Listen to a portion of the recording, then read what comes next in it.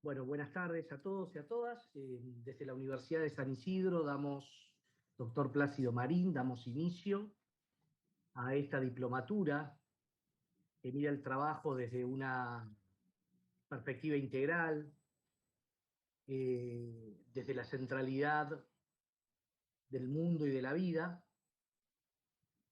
eh, Diplomatura que hemos denominado de Derecho Social, Movimiento de los Trabajadores y Cultura del Encuentro. Esta mirada integral tiene que ver con una nueva perspectiva histórica, pero valiéndonos de los orígenes que hemos tenido como movimiento obrero, como movimientos populares. Abordaremos, normalmente no tienen mucho que ver con la cuestión sindical, pero que el Papa Francisco nos ha enseñado que forman parte de una visión y una mirada integral: el problema de la tierra, el problema de la ecología. Eh, y por otro lado, eh, me parece muy importante la posibilidad de poder desarrollar una mirada integral acerca de los problemas que está viviendo el hombre, la familia y el movimiento obrero en su totalidad. En esta primera charla, como también fue costumbre en las anteriores jornadas que hemos tenido en el año 2020, nos acompaña el compañero Carlos Fuster.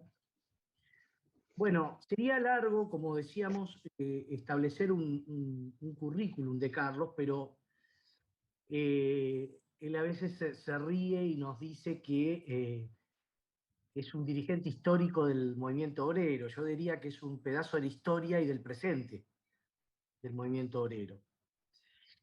Desde su juventud fue obrero del vidrio, después trabajador estatal, pudo trabajar muy cerca de los sectores de la iglesia desde la política, un actor muy importante a partir de la década del 60 en el escenario sindical internacional, integrando la Confederación Latinoamericana de Trabajadores y posteriormente su paso a la Central Mundial, a la Confederación Mundial de Trabajadores. Ahora se ocupó los cargos de secretario adjunto y de presidente. Eso le permitió ver la realidad y la resistencia en Latinoamérica. Eso le permitió ver una perspectiva del sindicalismo internacional y también, como decimos, siendo muy joven, pudo utilizar el sindicalismo para formarse en la importante Universidad de Lovaina. Bueno, no se trata de hacer una cuestión. Fue diputado nacional, fue embajador en el Vaticano.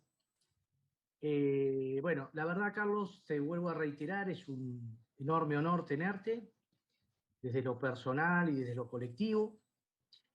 Con Carlos habíamos pensado empezar a transitar esta historia reciente o no tan reciente del movimiento obrero desde fines de los 50 o de los 60 hasta nuestros días. ¿Qué cambió? ¿Qué cosas se articularon? ¿Qué cosas no tuvimos en cuenta porque la pasamos todos los días de largo?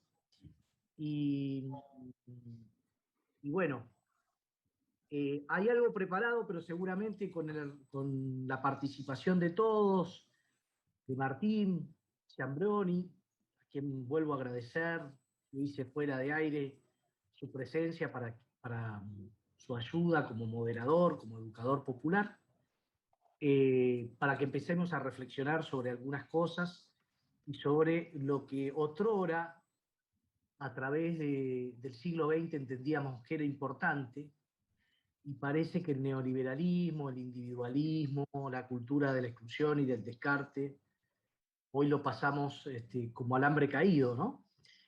Y no le damos la importancia a las cuestiones que realmente tienen importancia para nosotros, como profesionales, dirigentes sindicales, activistas, militantes, comprometidos con la causa de los trabajadores y con el campo nacional y popular, en sus diversas expresiones.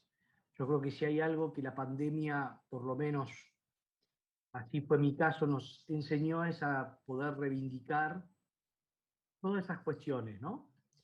Así que, Carlos, bienvenido, gracias, y te voy a dejar en el uso de la palabra para que te explayes con lo que tenías preparado y seguramente después vamos a seguir exprimiéndote y charlando y vamos a ver los flecos que nos deja tu intervención. Gracias.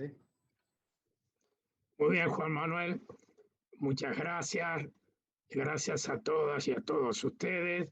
Les deseo mucha suerte. Creo que es una diplomatura muy importante y para mí es un honor que me hayan invitado a dar esta charla.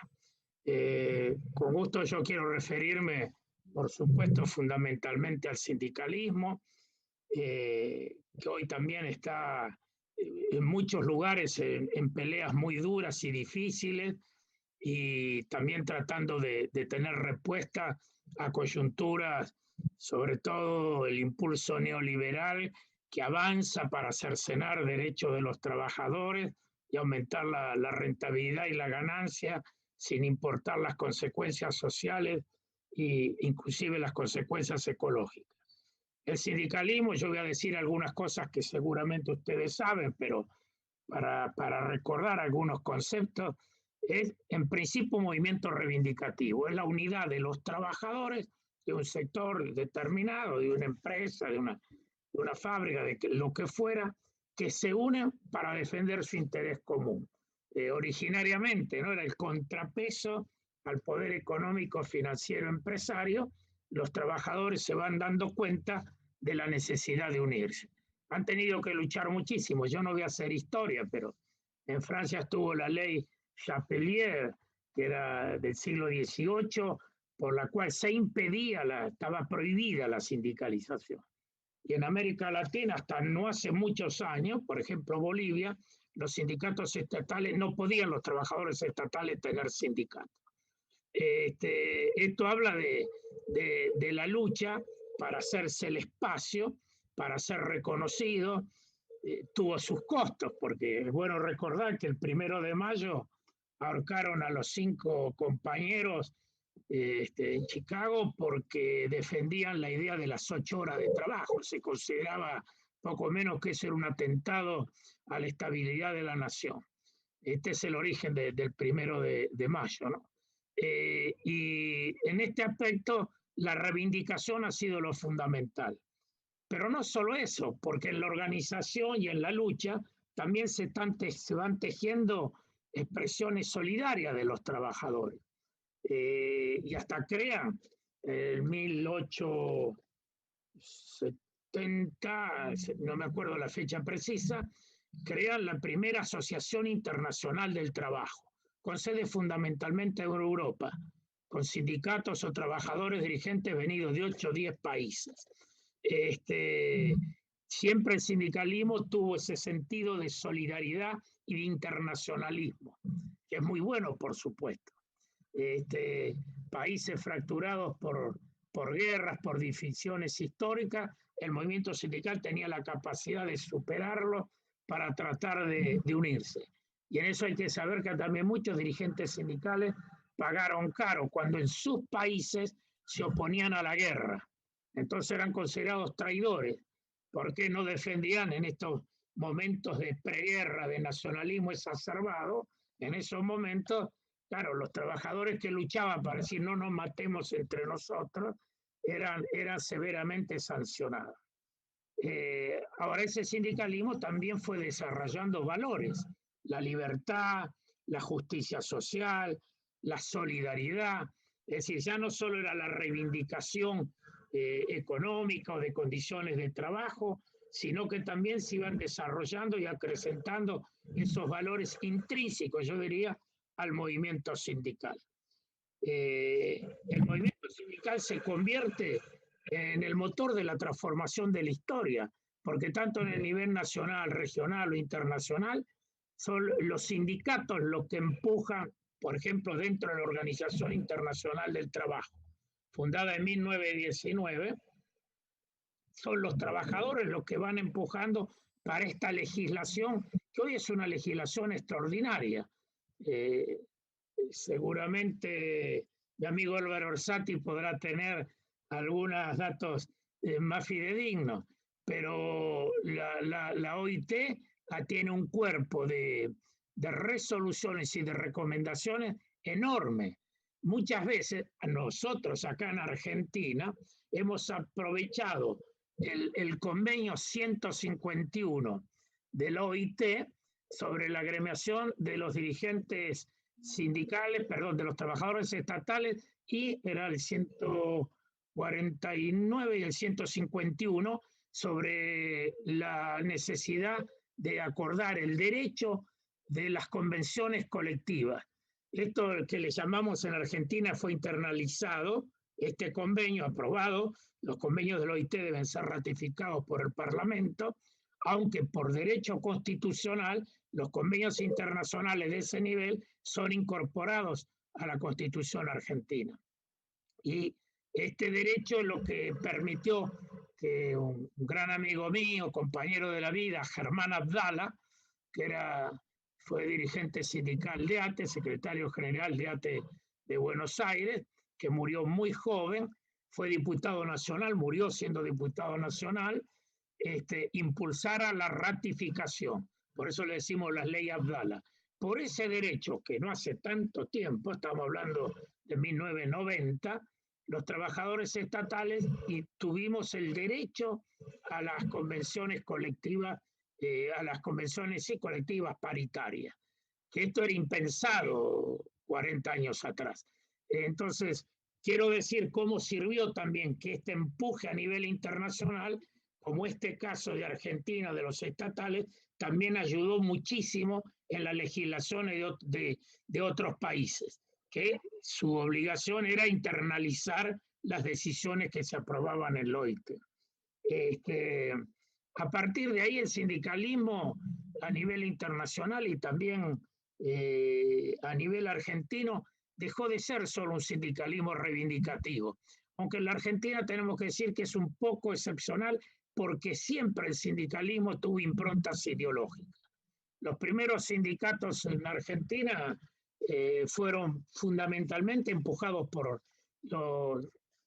el movimiento trotskista, que eran los que crearon, inclusive había diarios sindicales en Argentina que se publicaban en lenguas extranjeras, en alemán, por ejemplo.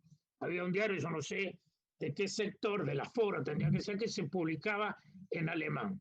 Esta impronta también atravesó el sindicalismo, porque muchas de las divisiones a nivel argentino y a nivel internacional fueron las divisiones de tipo ideológico, ¿no? No los trotskistas, yo me equivoqué antes, eran los anarquistas, los conocidos anarcosindicalistas, que eran anarquistas y eran promotores de muchos sindicatos.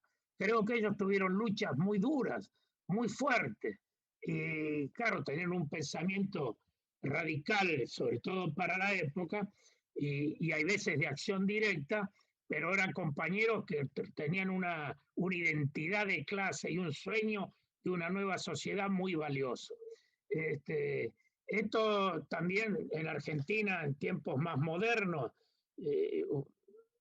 tuvimos, no sé, el programa de Huerta Grande, el programa de La Falda, de esto el doctor Martínez Chas conoce muchísimo, el programa del 1 de mayo de la CGT de los argentinos, los 20 puntos de Ubaldini, es decir, hay toda una correlación, y hablo de los últimos tiempos, de un sindicalismo que ya tiene un enfoque no solo reivindicativo, defender los intereses del sector que representa directamente, sino en base a esos valores y esos principios van adoptando posiciones sociopolíticas.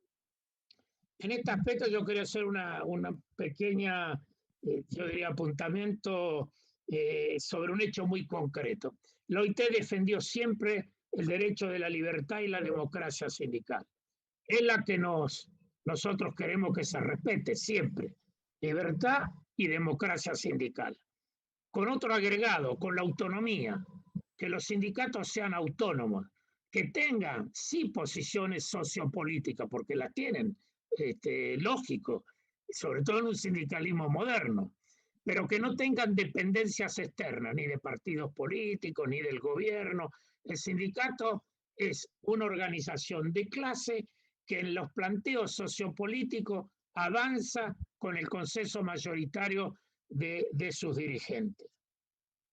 Creo que hoy en día esta división internacional, en su época existía la Confederación Internacional de Organizaciones Sindicales Libres, la CMT, de la cual yo fui dirigente, Confederación Mundial del Trabajo, y la Federación Sindical Mundial.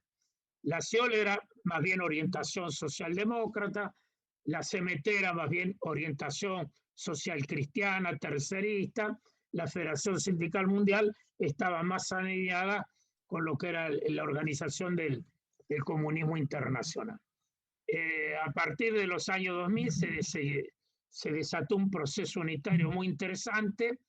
Las CIOLS y la CMT se unifican y con 8 o 10 grandes confederaciones autónomas sin afiliación internacional hasta la época, crean la Confederación Sindical Internacional, que es una expresión mayoritaria, numéricamente muy importante, esta Confederación Sindical Internacional, y que como hecho curioso, de las 3 centrales sindicales que existen en Argentina, las 3 son miembros. La CGT tradicional, la CTA de los trabajadores, que orienta el compañero Hugo Yasky, y la CTA autónoma que dirige Ricardo Peidró. Las 3 centrales nacionales hoy vigentes son afiliadas a la Confederación Sindical Internacional y a su regional, que es la Confederación Sindical de las Américas, que acaba de hacer su 4º congreso, muy importante. Ahí están las grandes centrales de Brasil, la CUT fundamentalmente, pero la UGT, otra central, como dije, las 3 centrales argentinas y la mayoría de las confederaciones latinoamericanas y del Caribe, y también la central del sindicato de Estados Unidos y la de Canadá.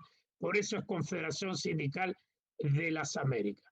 Yo personalmente siempre he reivindicado un espacio latinoamericano y del Caribe más particular. Pero bueno, las cosas se dieron así. Tradicionalmente, uno de los componentes de América era la ORIC, que es la Organización Regional Interamericana de Trabajadores, que se fusiona también con la Central Latinoamericana de Trabajadores, e integran lo que es la regional de la CCI, que es la Confederación Sindical de las Américas. Yo soy de la idea de que en el movimiento sindical tiene que haber la mayor unidad posible, respetando la pluralidad de los componentes. En muchos países hay centrales unitarias, caso de Uruguay, o caso de Estados Unidos, hay una sola central sindical. En otros países, tradicionalmente los europeos, Francia, Italia, España, tienen diferentes centrales. Gran Bretaña y Alemania no, tienen centrales unitarias. Lo que hay que respetar es la decisión de los trabajadores. Si hay pluralismo sindical, que es también el caso nuestro, el caso de Brasil, el caso de Paraguay, si hay pluralismo sindical, hay que buscar, como hacen los sindicatos belgas, el frente común, que ellos le llaman. Ellos tienen también 3 centrales sindicales, pero tienen el frente común. Todo lo que son reivindicaciones comunes, salarios, jubilaciones, bueno, formación profesional, todo lo que son reivindicaciones comunes lo hacen con el frente común. No es que cada central negocia con su gobierno, con el gobierno. Entonces, esto hay que respetar. Hay países, vuelvo a decir, de pluralidad y hay países de unidad orgánica. Pero siempre cuando hay pluralidad, lo que tiene que haber es un entendimiento sobre una perspectiva y objetivos comunes porque esos derechos de los trabajadores son comunes. El salario mínimo, la movilidad de los pensionados y jubilados, los gastos de formación profesional, bueno, todo eso que son comunes es lo que tenemos que tratar de que las centrales sindicales diferentes por distintas razones históricas, políticas, ideológicas, pero que en favor de los intereses de los trabajadores logren la mayor unidad posible. En esto aparece hoy en día un nuevo concepto que se está discutiendo. Bueno, en Argentina es el tema de actualidad, que era ir del viejo sindicalismo al nuevo movimiento de los trabajadores. Yo pertenezco a una central que siempre ha proclamado como principio que trabajadores somos todos, aún los que no tienen trabajo. Trabajadores somos todos, también los jubilados, porque han trabajado y su vida va ligada a la lucha de los trabajadores activos. Es decir, el movimiento de los trabajadores tiene que incorporar a los movimientos sociales. Hay muchos que dicen el nuevo sindicato es el barrio, porque los compañeros y compañeras no tienen posibilidad de trabajos formales, se agrupan a partir del barrio. Las cooperativas, las empresas recuperadas, jubilados, pensionados, bueno, todos esos son el movimiento de los trabajadores. Sin lugar a duda, el movimiento sindical es la estructura vertebral de ese movimiento, pero no puede ser un movimiento corporativo cerrado solamente en los trabajadores que agrupa y en los de la economía formal. Porque hoy hay que decir la verdad, hay tanto más trabajadores fuera de la economía formal que los que están en la economía formal. Hoy decías vos, Juan Manuel, ahí. No, perdón, estuve en un programa de radio anterior que en la economía formal hay 7 millones de trabajadores. Son muchos, pero la mano de obra nuestra debe estar entre los 15 y los 20 millones.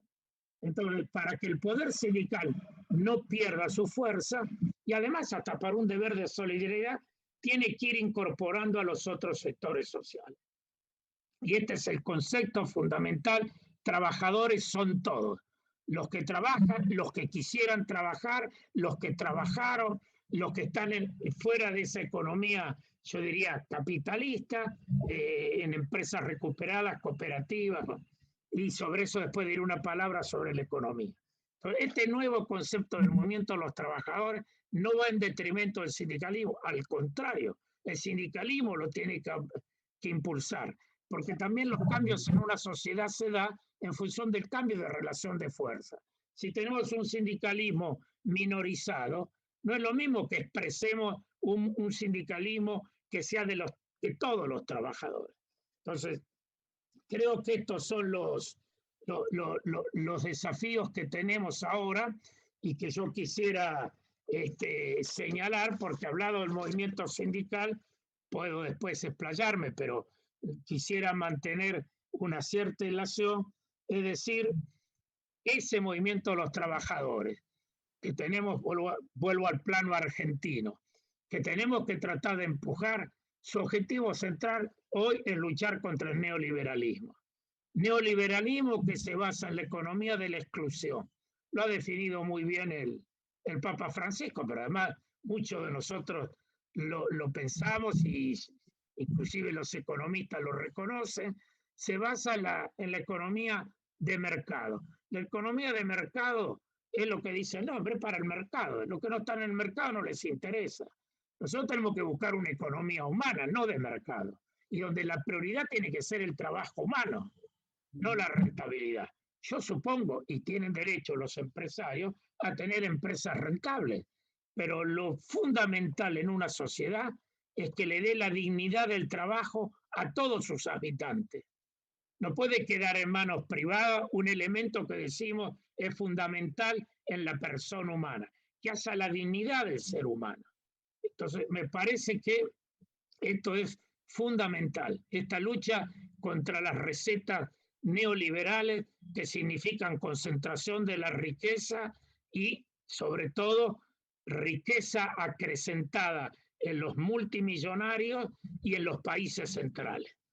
Esta concentración de la riqueza en Argentina es muy aguda, la concentración de la riqueza, no voy a dar cifras para no hacerlo largo, que se complementa con la expatriación de la ganancia, es decir, concentran la riqueza y una gran parte de esa riqueza se va para afuera.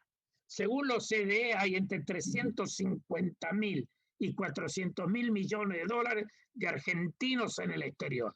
Es hecho en base al trabajo argentino y a las riquezas naturales de este país.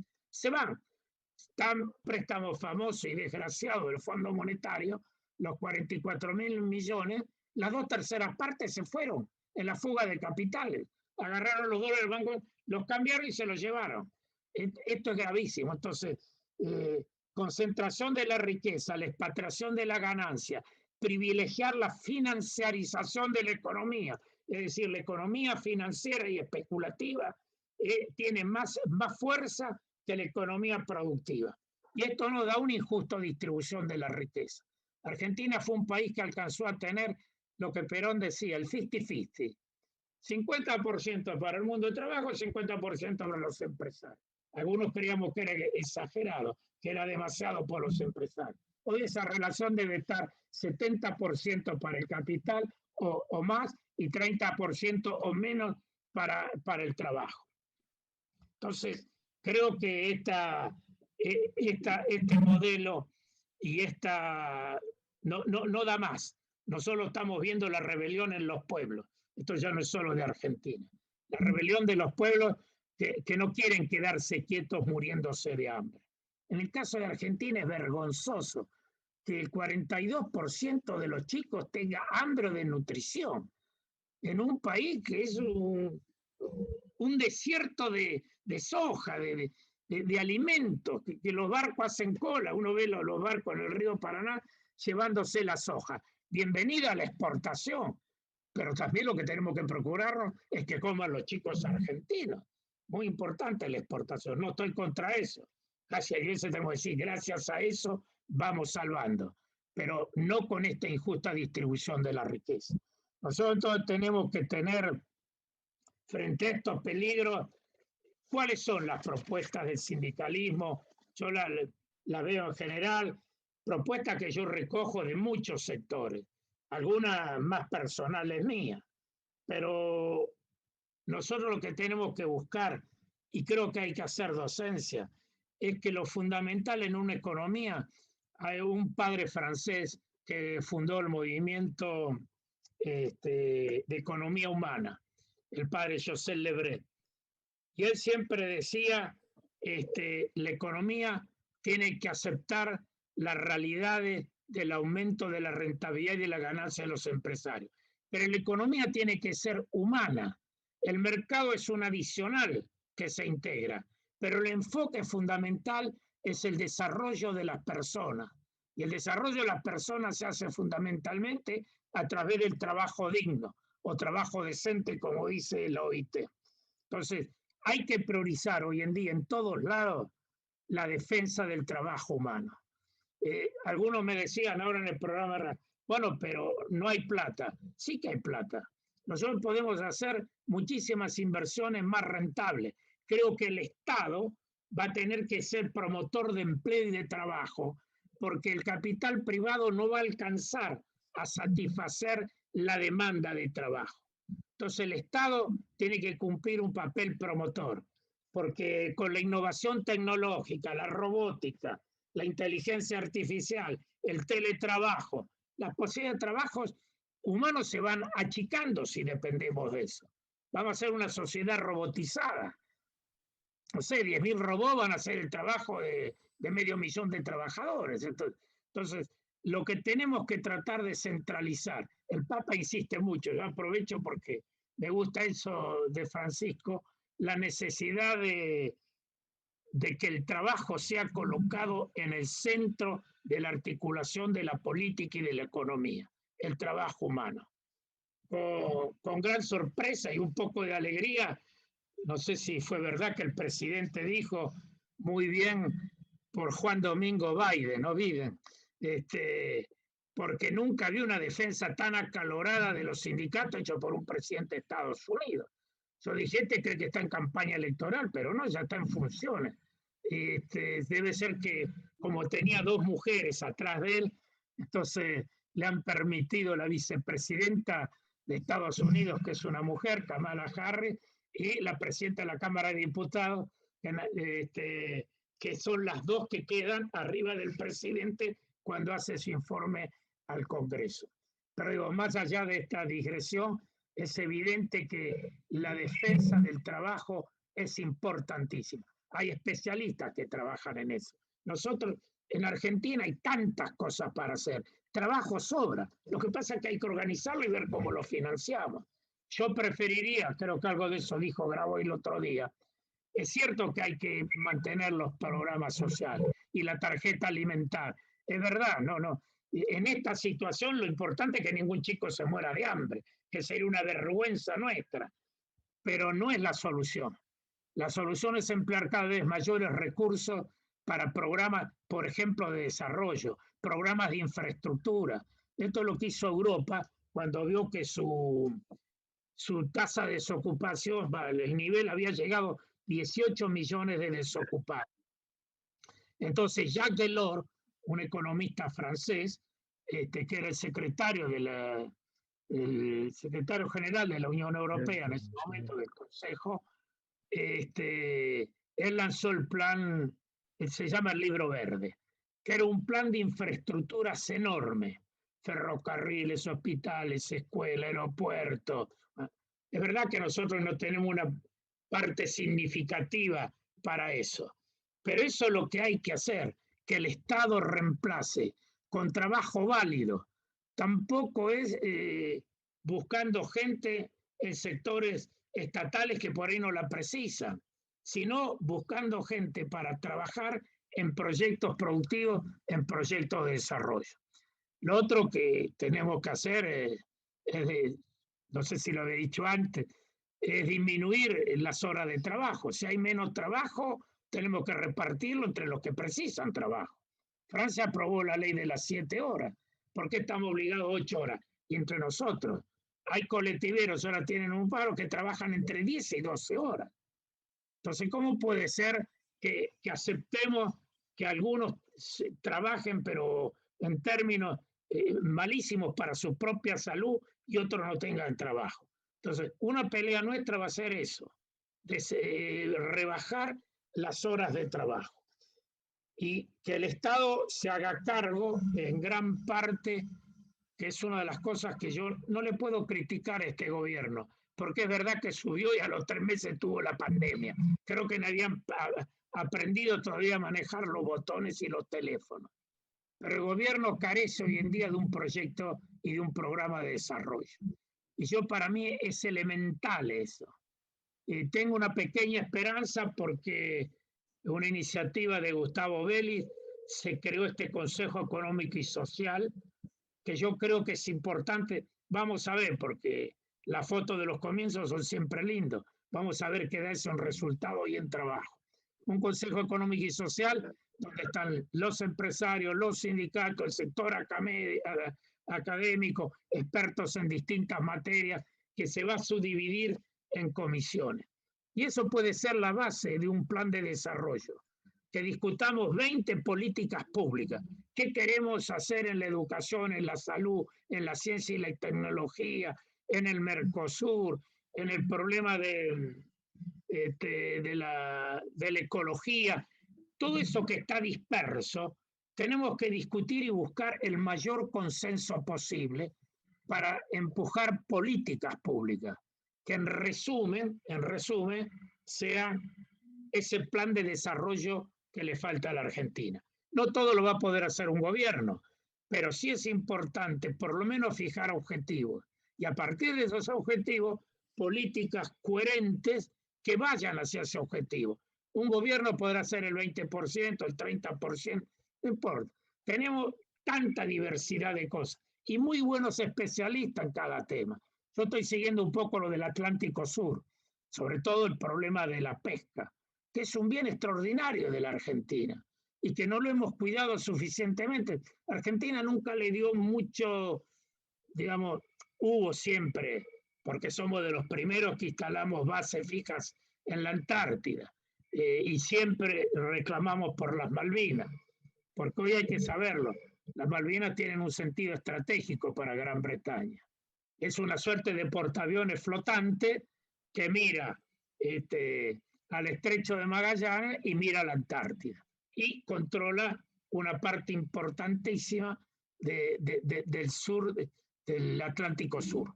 Entonces, creo que, como ustedes ven, surgen temas. La hidrovía es un tema de discusión también. Es privada. ¿Cómo puede ser que si fue a 25 años, hace 15 días que hablamos de la hidrovía? Salvo Juan Carlos Smith, el secretario general del Sindicato de Dragado y Balizamiento, un gran compañero, que siempre, me acuerdo, desde siempre hablando de ese tema. Tenía un periódico, yo no sé si existe, Juan Manuel, que se llamaba Canalizar.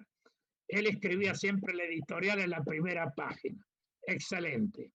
Entonces, ¿por qué no llamamos a la gente con tiempo y decimos, ¿qué vamos a hacer con la hidrovía? Es normal que le renovemos sin más la concesión a los belgas, la empresa Jean de Null es una empresa belga.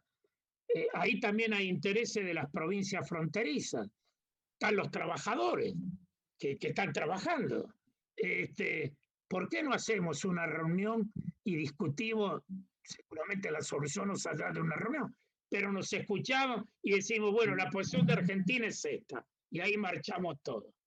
Vamos a renovar la concesión sin más, vamos a sugerir renovarla por un año para darnos tiempo y hacer una sociedad de Estado con las provincias y con participación de capital privado, o simplemente la estatizamos sabiendo que eso implica tener los medios y la forma, porque es fácil estatizar una cosa y que después la cosa no camine. Entonces, yo no soy un experto en ese tema. Tengo mi consejero a Juan Carlos, que sí es un experto en el tema. Pero creo que son las cosas que tenemos que discutir ordenadamente. Son tantos los frentes, ¿no? Atlántico Sur, la hidrovía, la educación, la salud, el Plan Nacional de Vivienda, la investigación científica, el Mercosur, el Frente de América Latina, las relaciones con los organismos financieros internacionales. Cada una de estas cosas podemos hacer un congreso, pero yo me conformaría con poco menos. Esperemos que este Consejo Económico y Social nos dé por lo menos una ayuda, porque la falta de diálogo es grave en Argentina. Nosotros tenemos una mala costumbre, ¿no? El que toma el poder lo toma para sí y para lo suyo. No tenemos, fíjense que no hay un Consejo Económico y Social hasta hoy. Estamos en el 2021. Hay países que lo tienen desde después de la guerra, del 45, el 48. Brasil tiene un Consejo Económico y Social. Algunos con resultados buenos, otros no. Pero intentarlo para así articular un plan de desarrollo global. No me quiero extender mucho más. Quería decir una palabra sobre la economía, que viene a lo que dijimos anteriormente. Yo creo que el Estado tiene un rol fundamental en la sociedad. Lo defiendo, yo sé que nos acusan, que hay muchos ñoquis, que somos ineficientes, que el trabajo se puede hacer con la mitad, no sé, hay muchos niveles, porque el Estado es el Estado nacional, las empresas autárquicas, los tres poderes, las provincias, el municipio, todo eso es el Estado. Entonces, ese Estado que habrá que ordenar, lo que yo creo que sea eficiente, profesionalizado. Mi experiencia belga, yo viví unos cuantos años en Bélgica, la empresa privada paga salarios muy inferiores a los del Estado. Pasa todo al revés que acá, porque el Estado es muy profesional. Ser funcionario del Estado en Bélgica es un orgullo. Y cuando a mí me tenían que pagar el sueldo, yo era secretario general, vi que el segundo mío, yo tenía 5 secretarios adjuntos, un francés muy bueno, Janine, que ganaba como el 30% más que yo, que era el secretario general. Entonces la explicación cuál fue, que él pidió licencia en el Estado para incorporarse al secretariado de la CMT, propuesto por su organización, la CC de Bélgica, y él ganaba en el Estado el 30% más de lo que yo ganaba como secretaria general de una confederación internacional. Esto para decir que yo defiendo mucho el Estado, El Estado es el único articulador del bien común. Lo demás son luchas de sectores, de intereses, de la pelea, diría Carlitos Marx, de la plusvalía. Pero el Estado es el que articula el bien común. Y en eso importa mucho la relación de fuerza, porque al Estado llegan aquellos que tienen el respaldo, aquellos que están organizados, aquellos que tienen propuestas. Si nosotros llegamos y no tenemos nada de eso, somos administradores, es lo que yo dije alguna vez hablando con Gustavo Belli, somos administradores de un modelo que no es el nuestro. Entonces yo sé que no vamos a cambiar de un día para el otro, pero quiero ver el inicio de esta línea. Y la economía entonces tendrá parte estatal. Yo estoy orgulloso de lo que hace el INVAP. Está vendiendo satélites al exterior, es del Estado. Estoy orgulloso de lo que hace la CONEA. Vendíamos agua pesada a la India, hemos vendido reactores. Quiere decir que el Estado, donde está bien organizado, es bueno. Y es el único garante de que se cumplan las reglas que entre todos acordamos, en el nivel político y después en los otros niveles. Creo que entonces un proyecto de país me parece importantísimo. El general Perón, antes de morir, había dejado un proyecto que el coordinador había sido también un grupo grande. Era el coronel Damasco, un coronel de mucha confianza de Perón, y habían coordinado para hacer un proyecto. Perón se murió al mes, creo que, de la presentación del proyecto nacional. Ese proyecto, que es un poco la Argentina que soñamos, tiene que ir acompañada de un plan, de un programa de desarrollo. Los que venimos del peronismo nos acordamos, y los que tenemos algunos años, del primer plan quinquenal y del segundo plan quinquenal.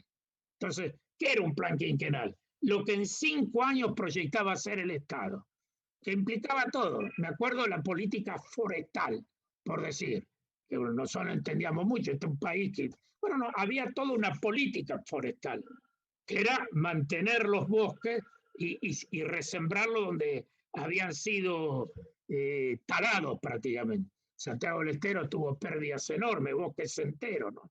Porque bueno, el quebracho no solo salía de Argentina, salía para afuera también. Entonces, ese trabajo que hizo Perón, creo que nos sirve de reflejo cuál es el proyecto de país. El plan de desarrollo y los organismos de consenso. Un gobierno solo por ahí no alcanza. Tiene que buscar apoyo en la fuerza viva, en los actores sociales, en alguna medida el consenso de la oposición, de parte de la oposición. Acá hoy las cosas están muy polarizadas, entonces no es fácil, pero digo, más allá de esta coyuntura, nosotros tenemos que tener capacidad para articular políticas de Estado. Proyectos no faltan. Yo les comento, estuve viendo, ahí hay un manifiesto del 1 de mayo excelente, un plan que está hecho por la mesa del trabajo, de la producción, un plan de un programa, no un programa, es un documento base de la Pastoral Social Nacional. Otro que hay del movimiento, yo no me acuerdo el nombre, pero hay 4 o 5 trabajos serios, buenos, de gente que piensa y que ve. Lo que pasa es que tenemos que ligar ese trabajo con el poder, con la política, porque la política sin idea y sin programa podemos ser mejores o peores administradores. Y los programas y todo lo demás, si no tenemos el poder político, es un poco un sueño de verano. Yo por eso pienso que tengo mi esperanza que pasada esta trágica pandemia podemos ir camino, ¿no?, de una democracia liberal a una democracia real, a una democracia realmente participativa en todos los niveles.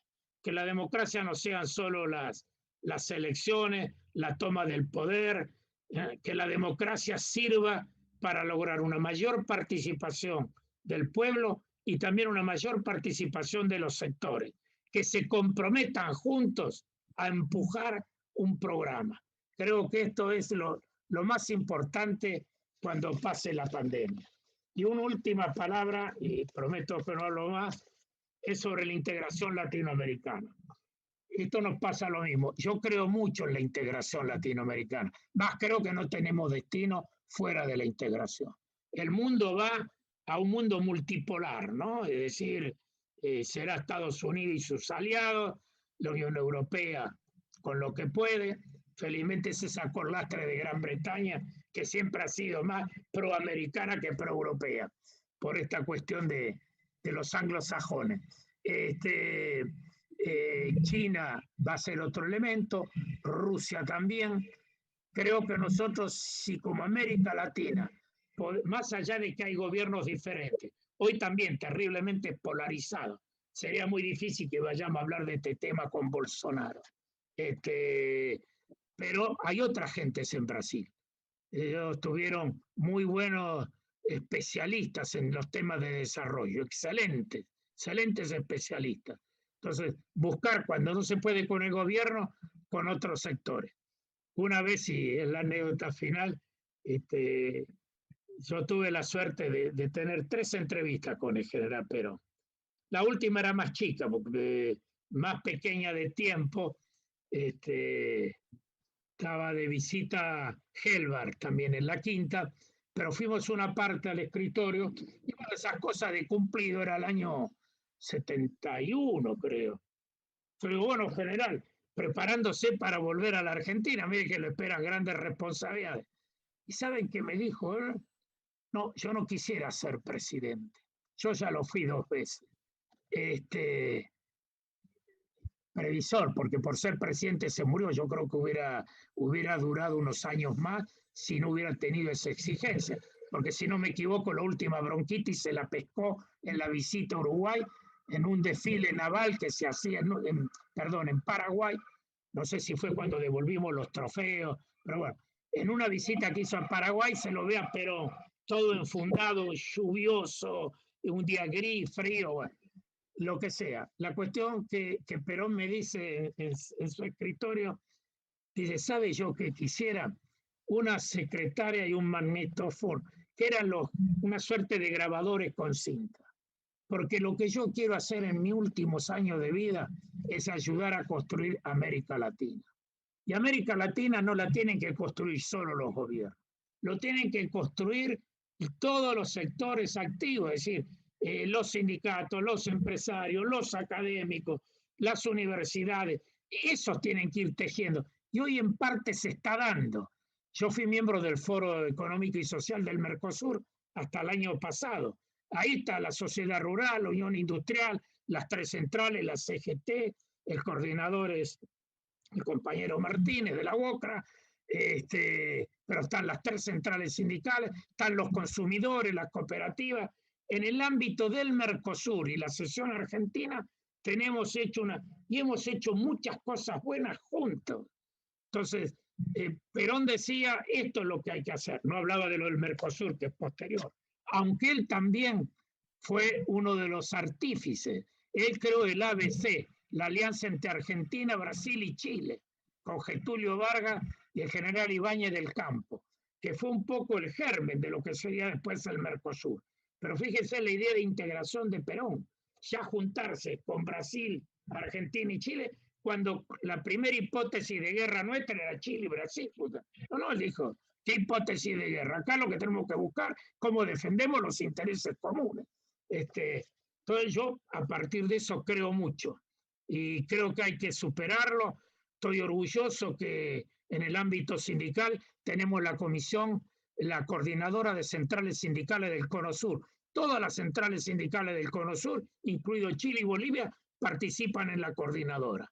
Y a nivel regional, todos formamos parte de la Confederación Sindical de las Américas. Así que bueno, con este pensamiento latinoamericano termino y quedo a las órdenes. Gracias por haberme escuchado. Muchas gracias, Carlos. Excelente alocución.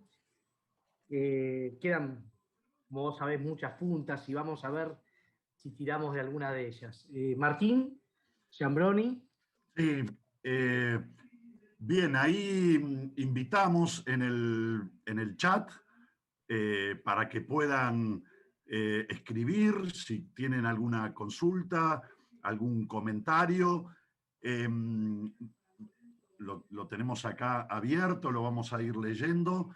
Yo quería aprovechar como un eco a este aporte tan valioso de Carlos, repreguntarle o plantearle, hay como dos ejes que me parece que desde una mirada, diríamos así, pedagógica o de proceso, de crecimiento y de militancia de muchos de los que están haciendo la diplomatura, y que es un poco también uno de los objetivos, aportar a esa formación y capacitación que necesitamos, tirarte un par de ejes, ¿no? Y pidiéndote respuestas así puntuales, así podemos ir dando la palabra también a otros. Uno que me parece valioso y que a veces cuesta visualizar desde la práctica y la experiencia sindical en los primeros pasos, es cuál es el valor que tiene esta dimensión de la acción sindical internacional. Vos mismo, siendo muy joven, diste este paso al trabajo de articulación y de crecimiento del sindicalismo internacional, y a veces desde la práctica cotidiana de los compañeros, las compañeras, medio como que se ven cosas como medias lejanas, a veces está incluso el chiste del que se mete en lo internacional es para viajar, ¿no? Y se visualizan por ahí como temas como si fueran así de la estratosfera y no tuvieran que ver con lo cotidiano. Entonces, el primer eje que me gustaría plantearte es desde tu experiencia y con tantos años, además de práctica y de militancia a este nivel, ¿cuál dirías vos que es hoy el valor y el sentido y la importancia de esta dimensión internacional del sindicalismo? El primer eje. ¿Y el segundo? Y el segundo, un poquito en parte complementario, tiene que ver con, vos marcaste muy bien que el sindicalismo tiene básicamente dos núcleos de acción fuerte.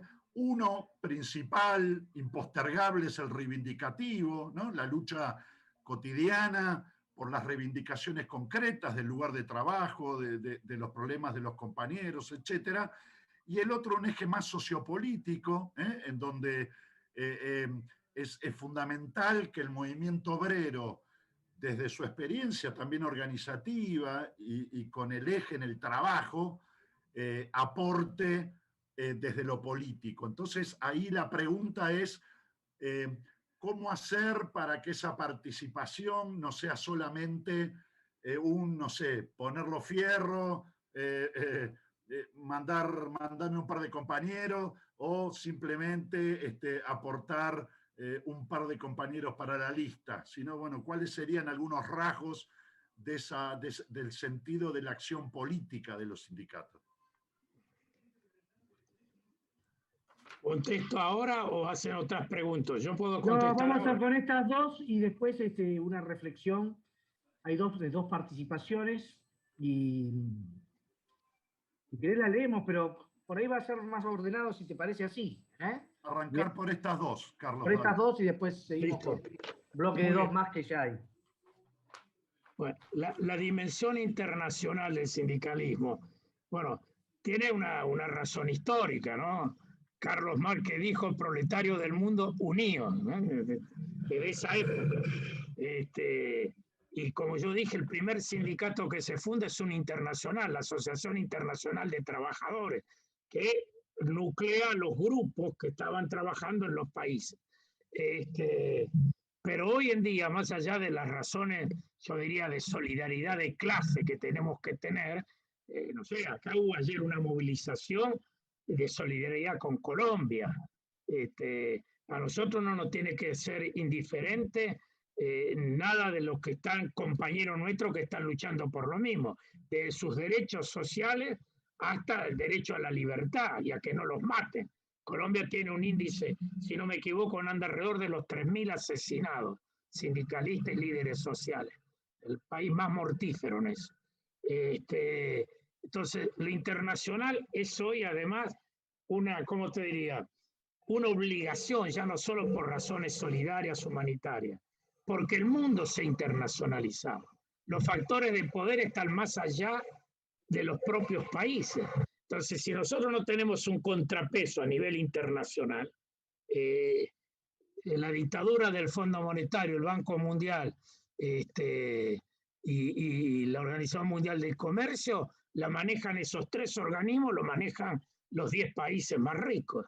Entonces, si no hay un poder, que no es fácil, pero está planteado. Ustedes no sé si recuerdan cuando se reunía el grupo de los 7, hubo manifestación en Estados Unidos, fue terrible. Cuando se reunió el grupo de los 7 que presidió al grupo de los 20, hubo unas manifestaciones terribles, pero aislados, estuvieron a punto de no poder sesionar. Entonces, creo que es eso que ejercitamos en la OIT. La OIT es medio nuestra cobertura, porque es un organismo internacional de las Naciones Unidas tripartito, que integran gobiernos, empresarios y sindicatos. En esa OIT podemos empujar muchas cosas. Vuelvo a repetir, nosotros tal vez no tendríamos convenciones paritarias si no hubiera sido por el convenio del OIT. Entonces, creo que hoy es una necesidad. Hay que tener un contrapoder sindical o de los trabajadores a nivel regional y a nivel internacional. Y creo que eso es importante. En la época que yo era secretario general, cada vez que había una reunión del grupo de los 7, que era Estados Unidos, Canadá, los 4 países europeos y Japón, nosotros nos reuníamos 15 días antes con el jefe de Estado, primer ministro del país que los acogía. Y llevábamos un trabajo hecho por todas las centrales sindicales, con las propuestas, los diferentes temas, que él se encargaba de hacerle parte a los otros jefes de Estado que cuando llegaban encontraban la propuesta de los trabajadores. No sé qué utilidad, pero para muchos, y yo tuve la oportunidad de conversar con algunos, por ejemplo con François Mitterrand, el presidente de Francia, él llevó muchas de las cosas que nosotros pensábamos. Muchas cosas, por convicción, era un socialista, francés a su manera, pero era un socialista y era muchas veces portavoz de lo que nosotros lleváramos, aunque él no fuera el anfitrión. Entonces, en todas las instancias internacionales tratamos de participar, inclusive en aquellas que no compartimos, Fondo Monetario Internacional. Cuando podemos, donde hay una apertura, vamos.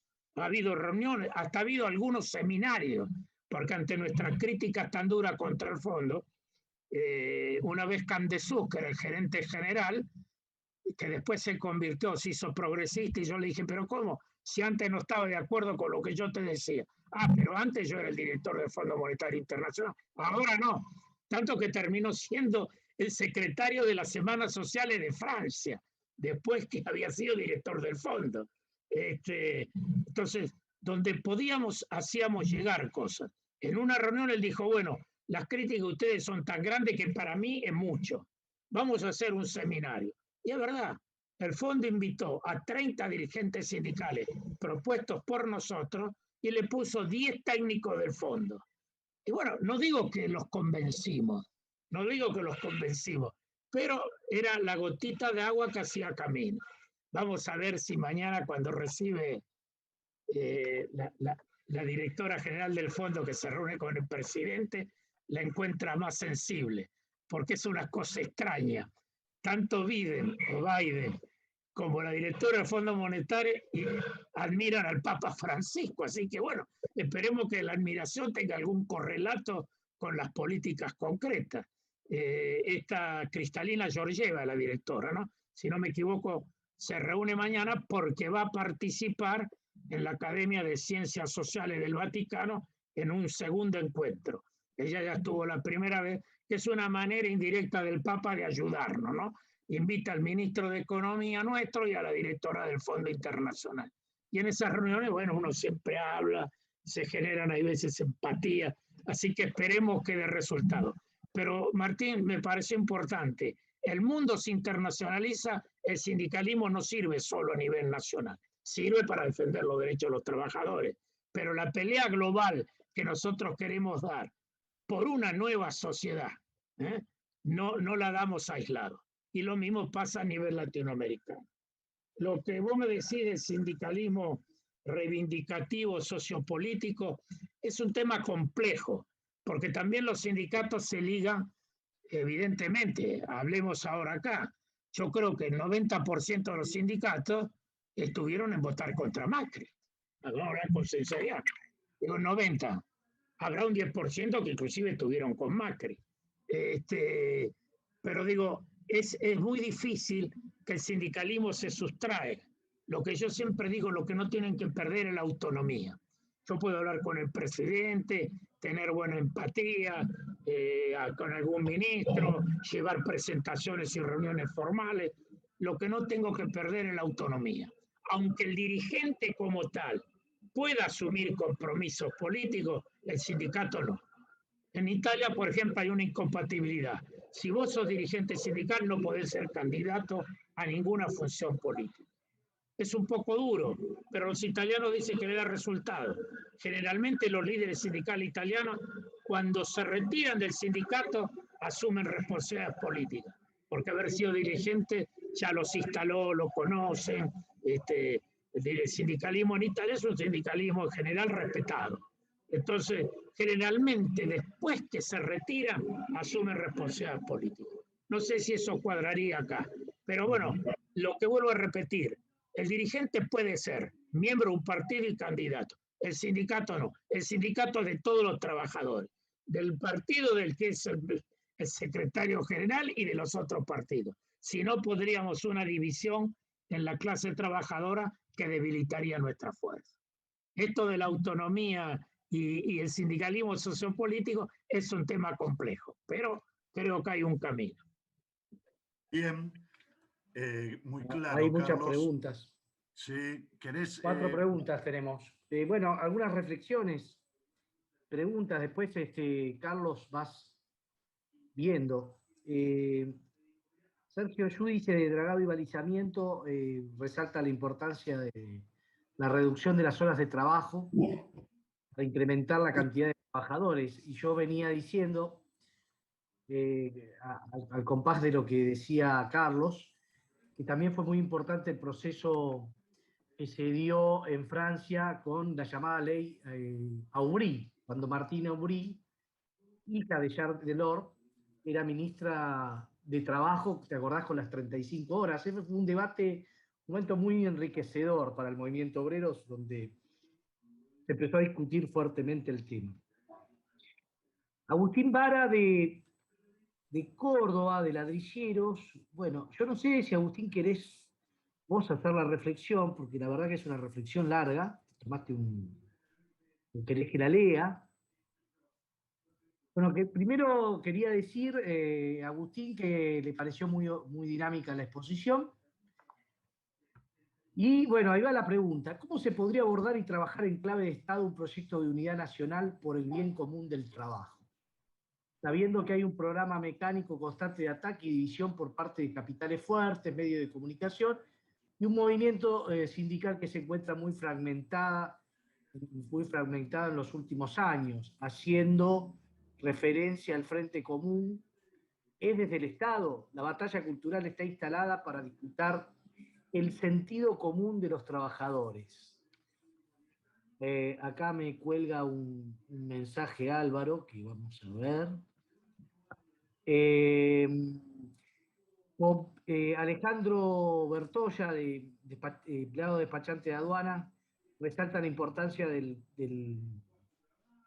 Consejo Económico Social que señalaste vos a cargo del secretario de Asuntos Estratégicos, pero, digamos, resalta la necesidad de dejar atrás egos y diversidad de pensamientos, ¿no? Gabriel Vizcarreta, de Dragado y Balizamiento, Entre Ríos. ¿Qué pregunta? ¿Vas anotando, Carlos?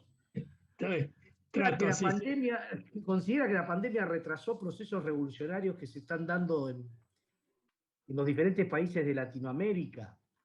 por ahí se refiere al caso de Chile. Bueno, no sé, si cualquier cosa repreguntamos. ¿Cómo considera que van a continuar esos procesos después de la pandemia? ¿Qué rol y acciones debería tomar el Estado argentino, la Iglesia, con respecto a estos procesos? Bueno, Carlos contestará por Carlos. Y Álvaro, que aparecía en cámara ahí interrumpiendo, quiere hacer un comentario. Así que por ahí metemos la pregunta 5, le damos voz a Álvaro, o él se desmutea, y después le damos la palabra a Carlos, que no sé cómo se va a arreglar con todos estos temas. ¿Me escuchan? Sí, Álvaro, adelante. Bueno, un abrazo grande, Carlos. Pero ya que te ocupás del tema internacional, me despierta tres temas cortos. Primero, yo pienso que el trabajo de la CCI es mucho más valioso de lo que a veces se piensa. Por lo pronto, y vengo de 10 años de vivir en Ginebra, por razones familiares, se lo digo a los compañeros, yo he visto la batalla extraordinaria que da el grupo de trabajadores ahí contra el grupo de empleadores que está en el momento más audaz, más combativo, más formado. Ahí se sabe que el grupo de empleadores ha invertido mucho en universitarios, en académicos, a su servicio, ¿verdad? Y eso se nota. Ha habido muchos conflictos y cosas que como mínimo lo hemos empatado. No lo voy a desarrollar más. Otro campo que la CCI ha mejorado mucho es el de Naciones Unidas.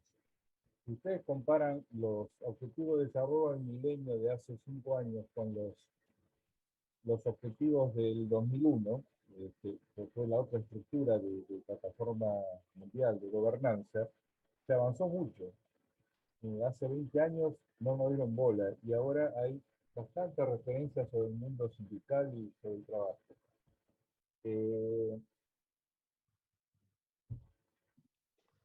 Por ejemplo, hay un grupo sobre economía social que lo dirige la OIT dentro de Naciones Unidas, que es una cosa que funciona muy bien. Segundo punto, hay algo que también te pasó desapercibido, pero en el 2017, a la vuelta de la reunión del Vaticano, de sindicalistas y movimientos populares, la CCI asumió la plataforma del Vaticano. Es algo muy espectacular.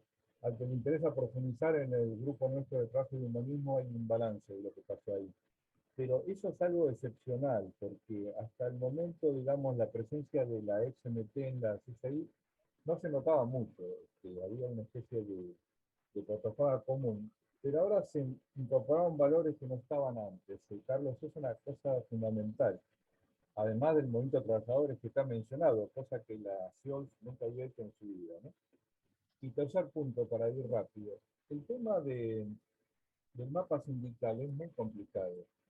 La CCA efectivamente tiene algunas centrales enormes, la mayor parte de las grandes centrales, como la CGT Argentina, la Q de Brasil, pero es solo un tercio del total de centrales latinoamericanas.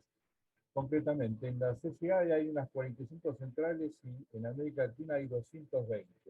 Creo que me quedo corto en el cálculo, habría que sacar la cuenta. Y en todo el resto, en esas 160, hay centrales enormes, como la COU de Bolivia, ¿verdad? La CPC de Cuba, la CGTP de Perú, y después hay centrales independientes, ¿no?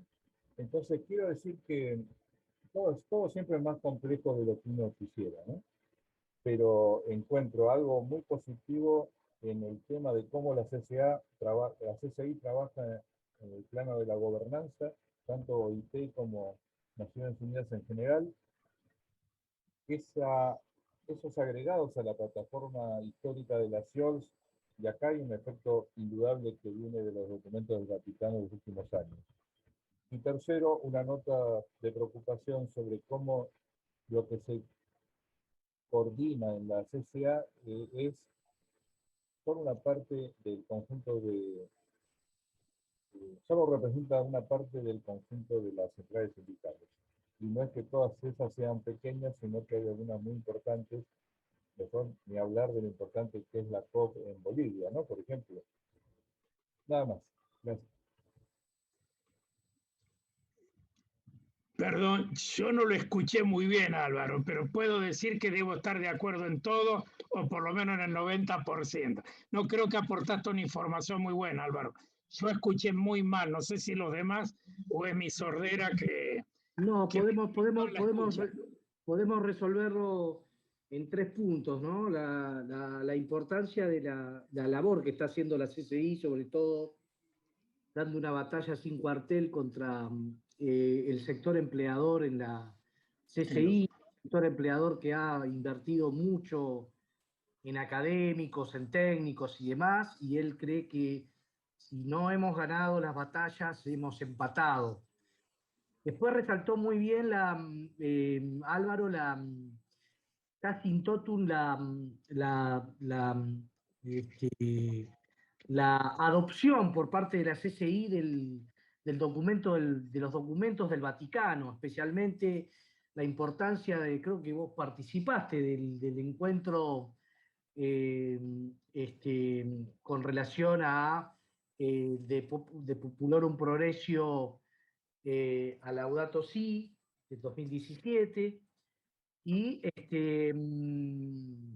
bueno, después hizo una referencia a la importancia de la sindicalización en Latinoamérica y la necesidad de escuchar, si no te traduzco mal, discúlpame Álvaro, eh, la importancia de escuchar a organizaciones sindicales que quizás no están integradas totalmente, pero que tienen un acervo histórico en la región. Mencionó la COP de Bolivia, muy importante, ¿no?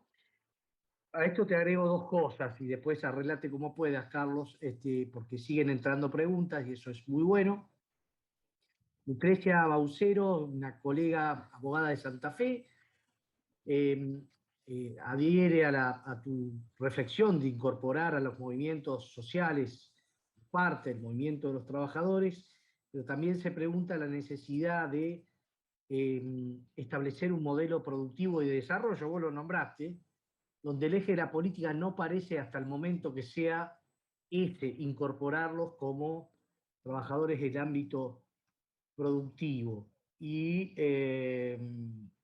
David Melián, también de la FEPINRA, vuelve a citar a la pandemia y un antes y un después en el estallido en Latinoamérica respecto de problemas de la sociedad y de la desigualdad, ¿no? De la distribución de la riqueza, ¿no?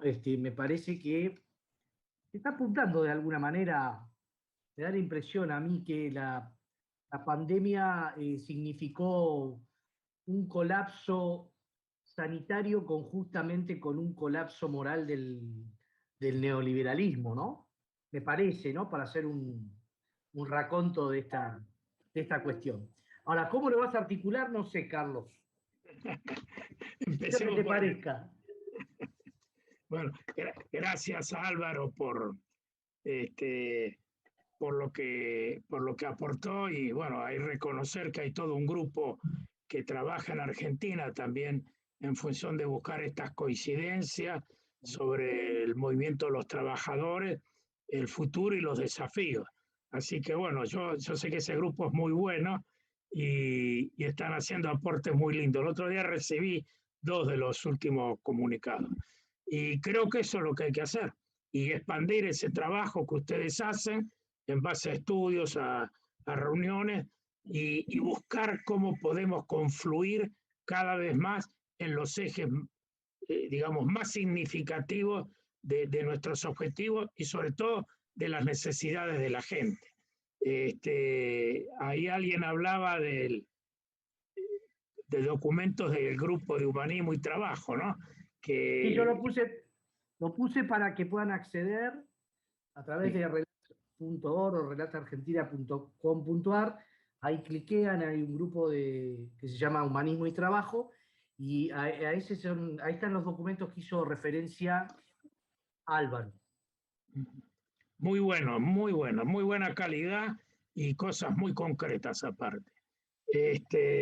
Bueno, trato de responder, no sé si siguiendo, alguien habló de la reducción de horas de trabajo, yo creo que eso es una cosa relativamente fácil. Los empresarios van a querer reducir los salarios. Bueno, Francia fue una lucha, pero justamente Madame Aubry, que era la ministra de Trabajo, es la hija de Jacques Delors, que fue el presidente de la Comisión de la Unidad Europea, el de la propuesta del plan de infraestructura para disminuir la desocupación.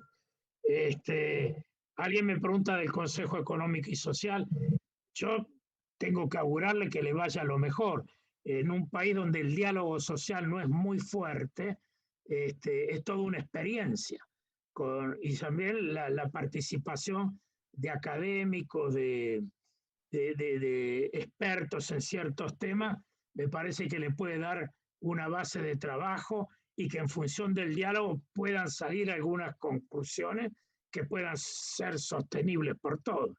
Es curioso porque hay veces en la OIT el grupo de trabajadores se ha enfrentado muy duro con Daniel Funes de Rioja, que va a ser el nuevo presidente de la Unión Industrial Argentina, porque él era el portavoz de los empresarios en la conferencia.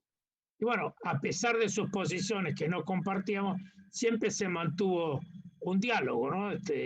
Creo que es lo que tenemos que acostumbrarnos los argentinos. Hablar con los que pensamos igual es fácil. Lo difícil es hablar con los que tenemos diferencia, con un afán no de hundir al otro, sino de tratar de ver si tengo capacidad de síntesis entre mis razones y las otras razones. Eso es lo que hay que ir trabajando. Yo espero que el Consejo Económico y Social haga escuela en eso, escuela de diálogo, y sea eficiente en cuanto a resultados, que podamos ver algunos resultados concretos. Sobre lo de la pandemia, parecemos papistas, pero voy a decir lo del Papa. Él dijo: no podemos salir igual, tenemos que salir mejores, porque entre nosotros la pandemia cierra un ciclo de un desastre económico internacional, y Argentina uno de los que más aporta a ese desastre internacional, por nuestra inestabilidad, los niveles de pobreza, desocupación. Entonces, creo que hay que hacer un esfuerzo para decir, no es volver a lo de antes, trataremos de mejorar algunas cosas. Y creo que este es el compromiso, en el caso nuestro, de este gobierno, que pasado la parte más aguda de la pandemia, mi lectura, y no soy experto, es que va a haber consecuencias desde el punto de vista de salud, que no es que la pandemia va a desaparecer de un día al otro, pero que bueno, que vamos a conocer con cada vez más vacunados, menores índices de contagio y sobre todo lo que es triste, de muerte. Yo sí creo que hay que hacer esfuerzos para salir mejor. Y cuando algunos dicen, cuando la luz del túnel es más oscura, es porque después viene la claridad y el amanecer. Y acá vale lo mismo. Es el momento de pensar ahora, ya que tenemos restringido otras actividades, para ver cómo podemos salir mejor. Por supuesto, aquellos que tienen el gobierno, el poder, inclusive los sindicatos, tienen mayores responsabilidades, pero todos tenemos que hacer esfuerzo de salir mejor. Yo creo que alguien habló de la batalla cultural. Yo no me quería referir a eso, pero sí, Argentina tiene un gran desafío en lo cultural, en lo ético, en lo moral. Yo no quiero predicar, pero es cierto que nosotros tenemos que hacer un esfuerzo para ciertas reglas yo diría, de ética pública. Saber que si yo subo una responsabilidad del Estado, la tengo que asumir en responsabilidad de los que me eligieron. No es que me eligieron a mí solo y ese es un cargo para satisfacerme yo mismo. No. Entonces, por ahí, yo digo, si cada uno hace un poquito mejor lo que hace, todos mejoramos en conjunto. De lo más humilde al presidente de la República. Todos hagamos un poquito mejor en el diálogo, en la solidaridad, en el reconocimiento de las razones de otros. Me parece que sí hay esa batalla cultural, ética y moral, muy saboteada por los órganos de difusión masiva, ¿no? Uno lee los diarios en Argentina, digo, a mí lamento, yo pienso que pueden ser críticos con el gobierno, pero muchas cosas de tanta mala fe, traducen cosas de tanta mala fe que, digo, es preocupante, porque entonces, si esos medios de comunicación masiva transmiten eso, la radio y la televisión son dos elementos importantísimos. ¿Cómo contrarrestamos nosotros? Y bueno, ahí está el trabajo de nosotros, de grupo. En el sindicato hay que hablar de esto, en la empresa, en la asociación, en los movimientos sociales, y creo que en esto Bergoglio, bueno, hoy nuestro Papa Francisco ha ayudado mucho, ¿no? Porque sus 3 documentos, Evangelio Gaudium, ¿no? La alegría del Evangelio, Laudato Si, que es la ecología, Fratelli todos, hermanos todos, y el documento que yo le aconsejo leer, no es muy largo, el discurso de los movimientos sociales en Cochabamba. Es un análisis extraordinario. Es cierto que los capitalistas están enojados con él, porque Bergoglio dice, el capital no sirve solo para hacer dinero. No hay otra, el capital tiene una regla de oro, hacer dinero lo más pronto posible. Social, ecológico, no importa nada. Si es necesario hacer una guerra, armamos una guerra. Aunque parezca mentira, sí fue.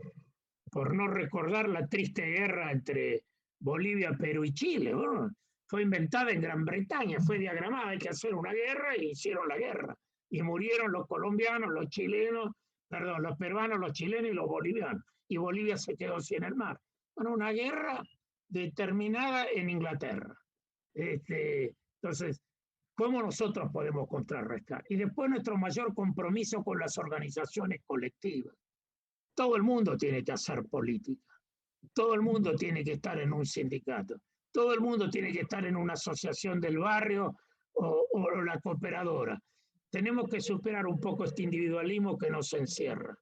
Y yo creo que si los sectores populares militan más activamente, vamos a tener más fuerza. Porque ahora también va a ser el desafío ese. Cómo cambiar la relación de fuerza. Cómo alcanzar al 50-50 de Perón a partir de una fuerza que contraponga a la fuerza del capital. Yo no estoy hablando de las empresas, al contrario, quisiera que haya muchas más empresas. No soy opuesto a que venga el capital extranjero, pero cuando un Estado muy fuerte. Es el Estado el que tiene que regular eso. Lo otro es el capitalismo salvaje. Vienen, hacen plata, se van. Como hicieron con los pesqueros en África. Le limpiaron los caladeros a los países africanos. No queda en una mojarrita ahí, pero lo limpiaron. Claro, son buques factoría. 500 buques llegan, se imaginan. Hacen pesca de arrastre y se llevan hasta los caracoles. Eso pasó en Namibia, en parte del Congo. Toda esa zona fue limpiada.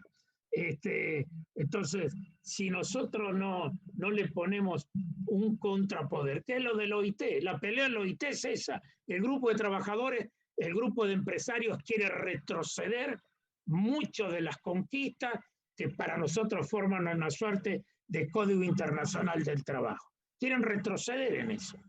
Y la embestida fue muy grande. Y a verdad hay que decir, el grupo de trabajadores del OIT hace un trabajo enorme en ese nivel, sobre todo para no dejar que los empleadores arrastren a los gobiernos. Felizmente siempre el grupo de trabajadores tiene algunos gobiernos sensibles o que puede ayudar a equilibrar la balanza. Alguien me preguntaba bueno, el Estado argentino y la Iglesia Católica. Yo por el Estado no tengo ninguna responsabilidad. Creo que hay voluntad de hacer mejor las cosas en los que hoy están al frente del Estado. Esperemos que además esa voluntad se implemente. De la Iglesia Católica no puedo hablar en nombre de la Iglesia, pero de esto que hablaba, de los aportes del Papa y sobre todo de sus gestos, de los testimonios que él da, son muy importantes. Yo creo que más allá de lo religioso, Francisco se ha convertido en un líder social mundial, como Luther King lo fue por los derechos humanos y contra el apartheid. Y creo que para nosotros es un apoyo y una ayuda. Nosotros, digo, como Argentina y nosotros como miembros de los movimientos populares. No sé si me escapa algo, vuelvo a repetir lo que dijo Álvaro, yo no lo escuché muy bien, pero es muy importante, señaló lo del OIT, Y quisiera, no sé si ya estamos en los No, tiempos, estamos bien, estamos bien. si quieren alguna otra pregunta, pero me parecía importante. Ustedes saben que Zelaya era presidente de Honduras.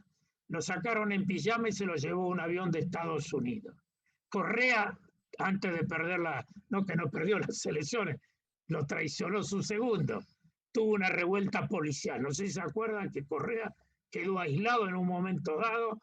La policía había tomado prácticamente los sectores clave. Evo tuvo también una rebelión policial y un intento de secesión.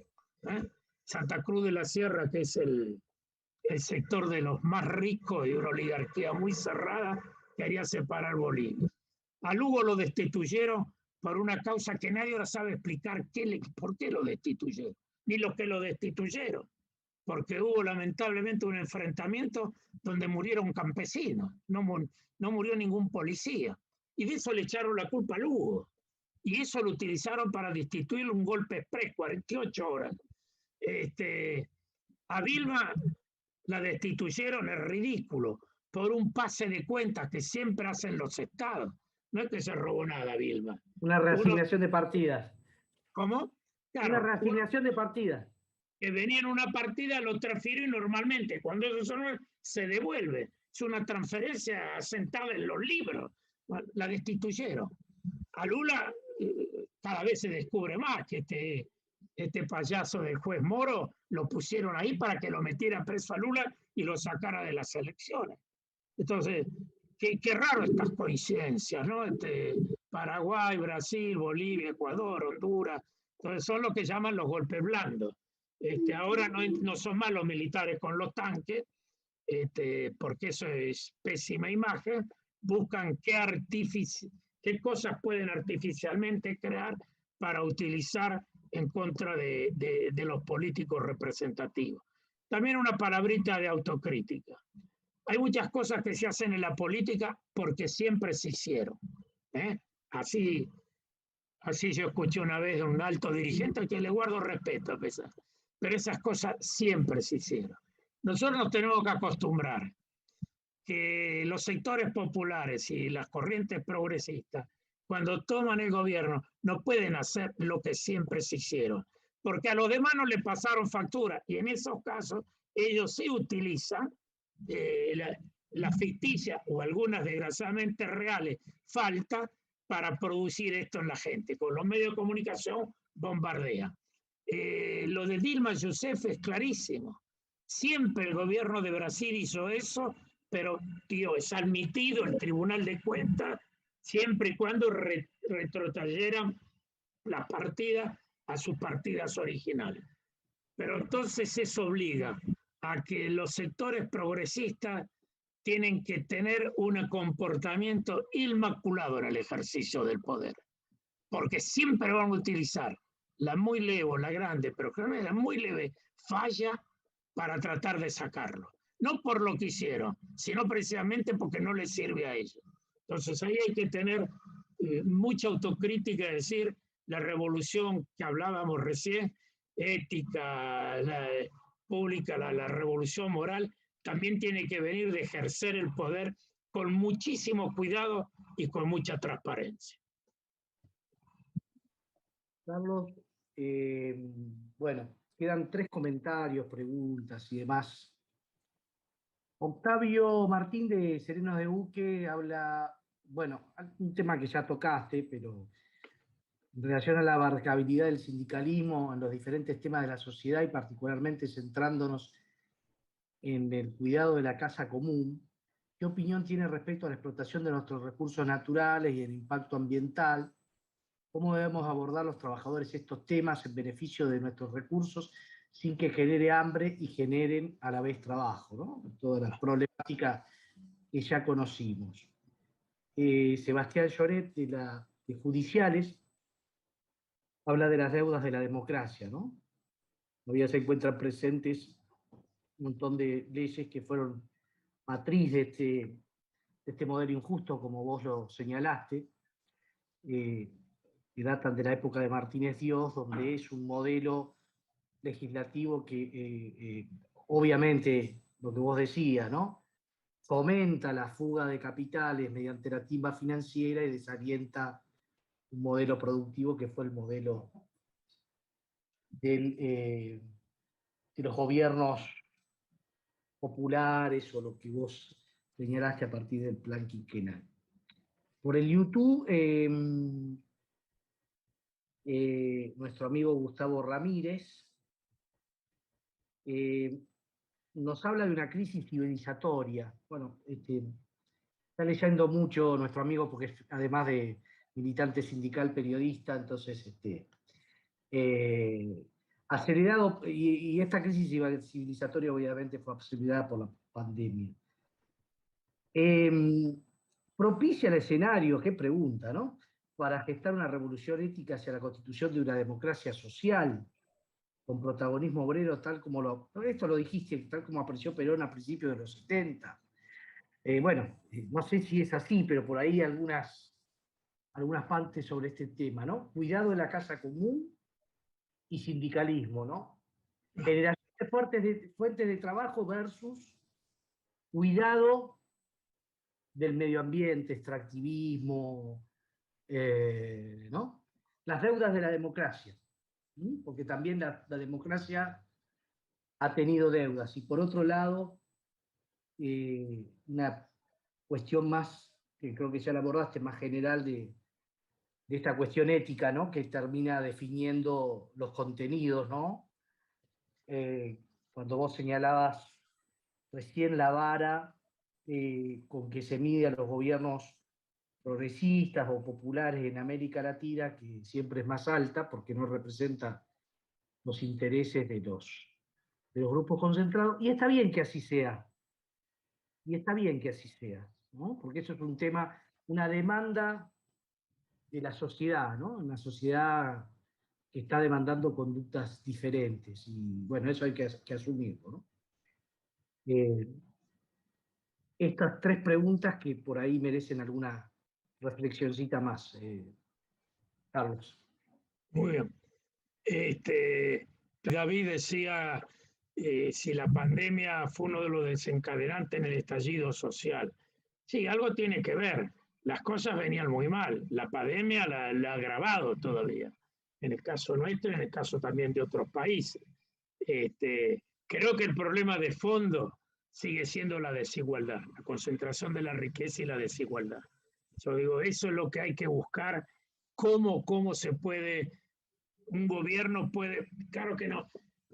Todavía, si no me equivoco, tenemos la ley financiera de Martínez. De entidades financieras. La ley de entidades financieras de Martínez Dios. Es como los chilenos todavía tienen la constitución de Pinochet. La derecha cuando pega rápido. A nosotros nos cuesta años poder remontar el camino para superar una situación adversa. Sin lugar a duda que la mala distribución de la riqueza aumenta la pobreza, la marginalidad, y eso genera el descontento general y global. Después, respecto a lo de sindicalismo, me decía sobre la cuestión de los recursos naturales. Bueno, ahí hay una discusión muy grande. Yo creo que mucha gente del gobierno piensa que la minería puede ser un ingreso muy importante de recursos. Entonces, cuando uno dice atención, el extractivismo, el cianuro, la contaminación de las aguas, le dicen, pero hierro siempre hubo, desde que se creó el hombre. Hay una edad que se llama de hierro, ¿no? Porque empezaron a manejar el hierro y dice, metales precisamos. Esto es lo que pasa, no tener una capacidad de diálogo. A ver, los que están a favor de la minería, aquellos que están en contra. Porque minería por ahí tiene que haber, pero ¿en qué condiciones? La minería para que se llevan el 90%, que se lo llevan con declaración jurada, nadie controla nada, cuánto se llevan de oro, de plata. La minería que usa, como pasó en San Juan, el cianuro y te puede contaminar una provincia entera. Hay una minería alternativa al extractivismo que siempre se basa en el menor de costo, porque por ahí hay formas más nuevas, más limpias, pero a ellos no les interesa, vienen destruyen un lugar, están 8 o 10 años y se van a otro. Ahora, ¿dónde podemos discutir eso? Porque realmente si el gobierno libera la inversión minera, yo voy a estar muy, muy decepcionado. Reconozco que minerales precisamos. ¿Cuál es la alternativa? ¿Una minería de qué manera? Que no utilice tales y tales cosas, que va a ser más cara, por supuesto. Bueno, va a disminuir la rentabilidad, pero va a salvar a nuestra gente. El pueblo nuestro, es el caso de Chubut, de Aldagalá, de Catamarca, en muchas zonas, en Neuquén, se resiste a que las invadan las mineras sin ningún código, sin ningún cuidado, sin ningún estudio de impacto social y ambiental. Bueno, eso no se puede permitir. Yo en eso estoy totalmente en contra. Ahora, sentémonos y veamos cuál es la alternativa. Entonces, creo que esto el gobierno tiene que aprovechar, fomentar el diálogo, el intercambio de los sectores interesados en cada uno de los temas. Por ahí al final decide el gobierno o decide el Congreso por ley, pero por lo menos agotar las instancias de saber cuáles son las posiciones, cuáles son las alternativas. Yo soy partidario, en esto va a aflorar mi condición de estatista, de que los bienes comunes son del Estado. Los bienes comunes son del Estado. El Estado tiene que dar algunas concesiones, pero con condiciones muy rígidas, en lo que emplea, en lo que se lleva, en lo que utiliza. Entonces, me parece que el extractivismo así, darle vía libre, me parece gravísimo, nos hace muy mal y le hace mal a la gente. Tanto que hablan de la gente, esa es la gente. Si yo contamino un río, son miles que lo sufren. Y eso tal vez no tiene retorno. Por eso alguien dice, en beneficio de nuestros recursos, sin que genere hambre y a la vez trabajo. Bueno, ahí es lo que tenemos que ver. ¿Cuál es el punto de equilibrio en este caso? Por supuesto, estoy en contra de que sigamos con leyes que todavía no vienen de la dictadura. Y si no me equivoco, Juan Manuel, no sé si se llamaba algo,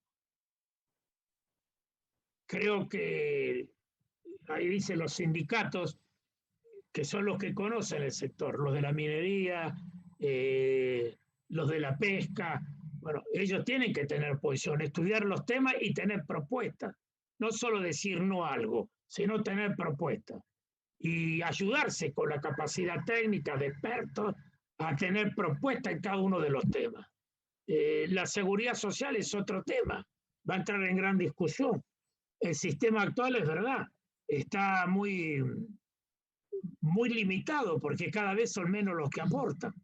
Se suman jubilados y cada vez son menos los que aportan. Porque con la economía en negro nuestra, la informalidad, el cuentapropismo, el sistema. Ahora, ¿cómo vamos a reformar el sistema? 4 o 5 funcionarios. ¿Por qué no convocan, tanto en la ANSES como en el PAMI, había directorios con participación de los trabajadores y los usuarios? ¿Por qué no se repone eso? Es el ámbito de discusión para ver y sacar síntesis. Entonces, me parece que esto que yo hablo como política del diálogo tiene que ser también en la política de convergencia, donde haya diferencias que no se puedan superar. Bueno, será el Estado a través de sus instituciones la que resuelva, pero agotemos la vía de la posibilidad de consenso. Carlos, vamos a darle un pequeño cierre a nuestro docente hoy, animador, moderador, Martín Ciambroni. Que lo hace muy bien, Martín. Gracias, Carlos. Por eso lo contratamos y por el gorrito que tiene. Así que vamos a darle 5 minutos nomás y ya nos despedimos. Bien, a ver, incluso un par de minutitos menos también. Me parece muy valioso este tipo de construcción del conocimiento que tratamos de realizar, que es a partir, en este caso, como fue muy valioso en la diplomatura pasada, del testimonio y el aporte biográfico político, ¿no? No quiero exaltar de más la trayectoria de Carlos, no hace falta, pero en sus palabras, en sus saberes, uno puede claramente detectar que hay práctica, ¿no? Que hay práctica de organización, práctica de consenso, de diálogo, que hay posicionamientos claros. Yo fui anotando 4 o 5 palabras claves que fueron una constante en el aporte de Carlos, y me parece que mirados desde este camino de construcción de educación popular que integra el saber y la práctica, no podemos dejar de lado. Por un lado, la palabra organización, estar siempre cerca y desde nuestras organizaciones de base, ¿no? Aquellas en las que militamos, aquellas de las que somos parte, aún con sus contradicciones y sus conflictos, pero nunca salir solos, porque cuando uno se sale o queda solo es cuando empieza como a dispersarse y empieza a perder claridad, ¿no? Entonces, caminar siempre cerca y desde la organización. Esto también, una segunda pregunta, que yo un segundo eje que me parecía clave, yo intentaba resumirlo en la palabra agenda, lo que es tener una agenda clara, ¿no? La agenda del trabajo digno, la agenda del sentido ético de la praxis sindical y política, la agenda de la política entendida como poder más programa, y esto nos da capacidad propositiva, ¿no? No la política como rosca, no la política solamente como colgarse de otros factores de poder que te terminan usando, sino un sentido de la política como construcción de poder y capacidad propositiva. La palabra compromiso, ¿no?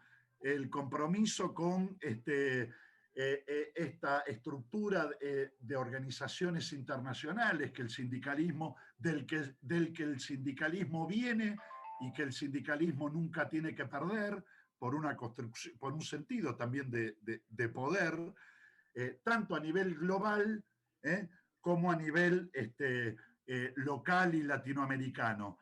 Este eje muchas veces, y Carlos me parece que lo resumió fuerte contestando la última pregunta, tener este panorama y este sentido del caminar y la experiencia de otros países también ayuda a detectar antes de que pase a veces las movidas de los factores de poder internacional en un mundo que se globaliza cada vez más. También es necesario globalizar la propia organización de los trabajadores.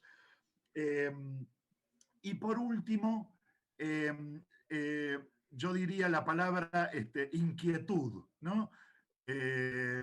Hemos tenido la oportunidad, yo ahí pude conocerlo más en persona a Carlos, de tener con Álvaro y Juan Manuel hace no mucho tiempo una larga charla, y uno lo ve y lo reconoce como un compañero que no baja nunca las banderas, ¿no? Que no se jubila, entre comillas, sino que, y el testimonio de hoy es muestra de esto, sigue aportando su experiencia, sigue actualizado en los temas, y me parece que eso también es una clave didáctica y pedagógica para nosotros, ¿no? Estar siempre con la antena, estar siempre con capacidad de interrogar, estar siempre con la disposición a seguir aprendiendo.